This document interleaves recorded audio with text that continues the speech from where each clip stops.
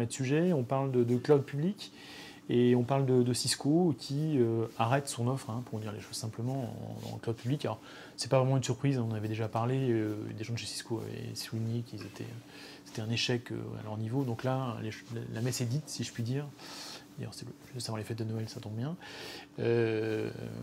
Cisco arrête son offre de cloud public. Alors effectivement, donc ça c'était une note qui a été diffusée donc la semaine dernière, indiquant que leur service cloud, Intercloud Service, donc c'est l'appellation exacte, serait arrêté le 31 mars 2017. Donc comme vous l'avez dit, c'est pas une surprise, ça fait déjà un bon moment que l'information circulait. Ça montre évidemment que la lutte pour arriver à se faire une place sur le marché du cloud public va être extrêmement chère, enfin est difficile mais extrêmement chère parce qu'elle nécessite des investissements absolument colossaux.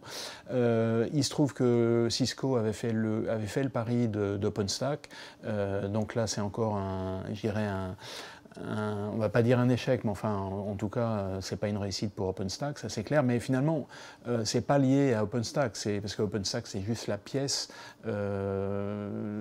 d'infrastructure qui a été utilisée pour mettre en place ce service cloud.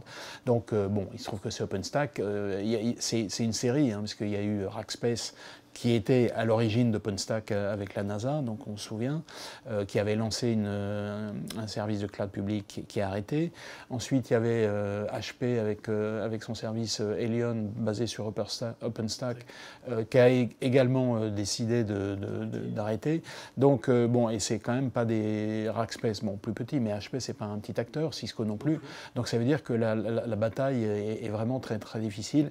Et puis, ça pose aussi le problème de savoir que quand une entreprise fait le choix de mettre des applications sur le cloud public, évidemment, il faut choisir le bon opérateur, parce que s'il arrête, c'est quand même, il faut... C'est compliqué à bouger. C'est compliqué à bouger. Ça fait, alors évidemment, quand on voit les présentations des fournisseurs sur des slides, c'est très rapide.